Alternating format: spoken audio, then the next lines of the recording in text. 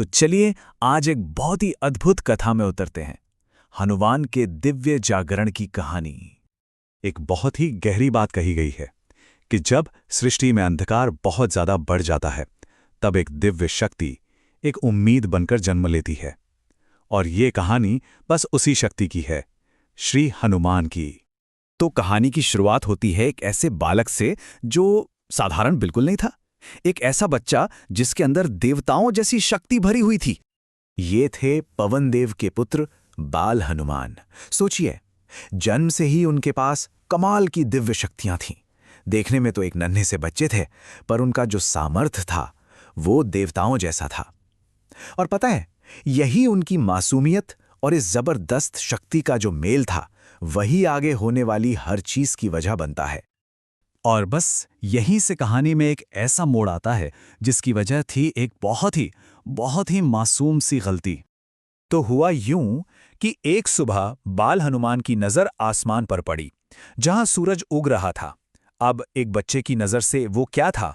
कोई आग का गोला नहीं, उनकी नजरों में तो वो चमकता हुआ लाल गोला एक बहुत ही रसीला मीठा फल था। और बस फिर क्या था, उसे खाने की एक जबरदस्त इच्छा उनके मन में जाग गई।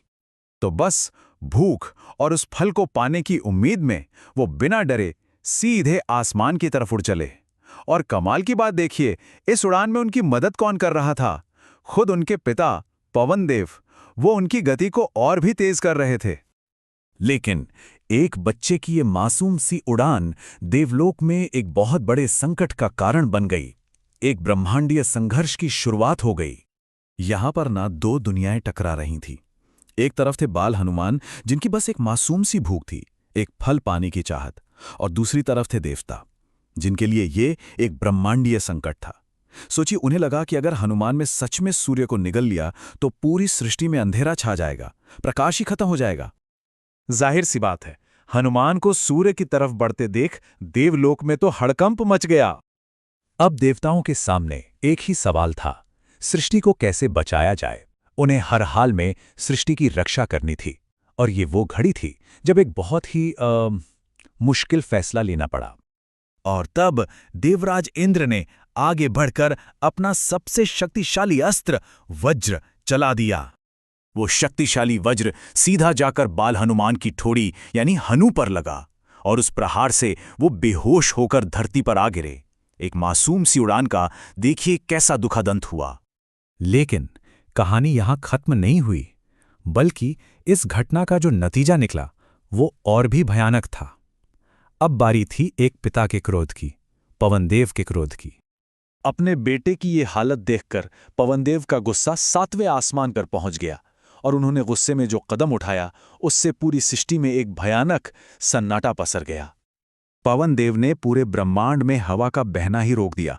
सोचकर देखिए, हवा ही रुक गई, सांस लेना मुश्किल हो गया, हर जीव तड़पने लगा। हालत इतनी खराब हो गई कि देवता तक घबरा गए। ऐसा लगा मानो पूरी कायनात थम गई हो। लेकिन जैसा कि कहते हैं, हर अंधेरी रात के बाद सुबह जरूर होती है। अब कहानी उस मोड़ पे पहुंचती है जहां देवताओं को अपनी बहुत बड़ी गलती का एहसास होता है। तो सबसे पहले तो देवताओं को अपनी गलती समझ आई। वो सब मिलकर हनुमान को वापस होश में लाए, और फिर अपनी भूल को सुधारने के लिए हर एक देवता ने उन्हें एक से बढ़कर एक वरदान दिए। उन्हें मिली असीम शक्ति, अमरता और ये आशीर्वाद कि दुनिया का कोई भी अस्त्र उन्हें नुकसान नहीं पहुंचा पाएगा। बस यही वो पल था उनके दिव्य जागरण का। और इस बार जब हनुमान दोबारा उठे तो वो सिर्फ एक बालक नहीं थे, नहीं, वो तो शक्ति, भक्ति और उम्मीद का एक जीता जागता प्रतीक बन चुके थे। ये असल में उनका एक नया जन्म था। और ये कहानी हमें हमेशा एक बात सिखाती है कि जहां भी सच्चा विश्वास होता है, जहां हिम्मत होती है, वहां हनुमान की शक्ति हमेशा मौजूद रहती है। तो आखिर में ये कहानी एक सवाल छोड़ जाती है कि किसी भी इंसान के जीवन में ये विश्वास और साहस आखिर आते कहाँ से हैं? ये कैसे प्रकट होते हैं?